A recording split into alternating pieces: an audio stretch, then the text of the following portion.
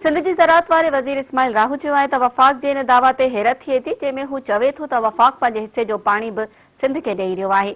हैदराबाद में agriculture office में media सां ॻाल्हाईंदे اسماعيل राहु चयो त गुड्डू बैराज ते 34 सेकड़ो पाणी जी खोट आहे।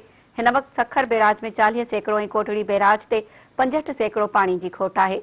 हुन चयो त कपह जो फसल 15,80,000 एकड़नि ते पोखणो हुयो, जेको पाणी जी खोट सबबि 11 लख एकड़नि ते पोखिजी सघियो आहे। हुन चयो त सिर्फ़ 70 सेकड़ो कपह जो टारगेट पूरो थींदो। गुज़िरियल साल 95 सेकड़ो टारगेट पूरो थियो हो। हुन चयो त चांवरनि जी पोखी कणक खां पोइ सभिनी खां वधीक थींदी आहे। $2 अरब खां वधीक जा चांवर एक्सपोर्ट थींदा आहिनि। हुन चयो त पाणी जी खोट सबबि कमनि जो फसल 35 सेकड़ो मुतासिर थी चुको आहे। पाणी खोट सबबि अंबनि जी साइज़ ते बि फ़र्क़ु पियो आहे। ॼाणी वाणी सिंध खे नुक़सान ॾिनो पियो वञे। सूबाई वज़ीर चयो त कमनि जे फसल में आयल बीमारी ते बि कमु करे रहिया आहियूं। सिंध में पाणी जी विरासत बाबति जिते शिकायतूं आहिनि उते अज़ालो कयो पियो वञे। हुन चयो त 3 टियर फार्मूले खे केर बि तस्लीम न पियो करे। वफ़ाक़ जे फ़ाइदे जी ॻाल्हि हुजे त 3 टियर फार्मूलो खणी ईंदा। कॾहिं पाणी ठाह ते पंहिंजो फ़ाइदो ॻोल्हियो वेंदो। पीपल्स पार्टी पाणी जी खोट जो मसइलो हर फोरम ते उथारे रही आहे।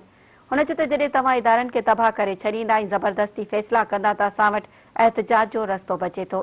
हिकु सवाल जे जवाब में हुन चयो त हैदराबाद में सब्ज़ी मंडी मुंतक़िली ते जल्द अमल कयो वेंदो।